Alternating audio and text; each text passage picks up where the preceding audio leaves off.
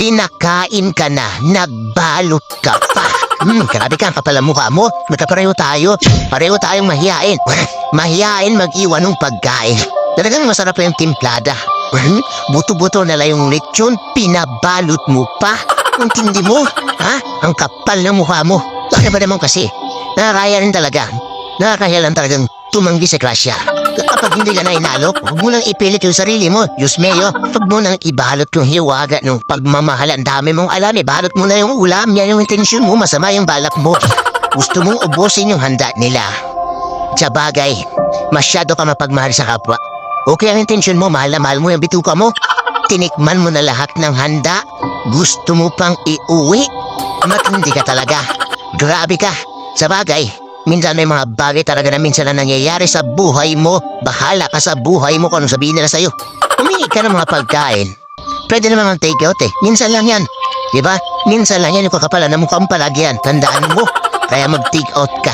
Hindi ka matakaw. Talagang masarap lang yung panlasa mo palagi. Tandaan mo yan, talagang masarap lang. Masarap. Baka kasi sabihin nyo nagmamarinis ako. Ganyan din ako minsan eh. Yung mga kaibigan ko kasi masyadong mababait. Ginagawa nila akong matakaw kaya nahihiya ako. Pero hindi naman talaga ako tumatanggi sa grasya. Kaya sabi ko sa kanila, ibalit nyo, huwag nyo ipakita sa kanila. Baka kung anong sabihin sa akin. Kaya diskarte ko, pinakarton ko. Pinabalutan ko ng packing tape.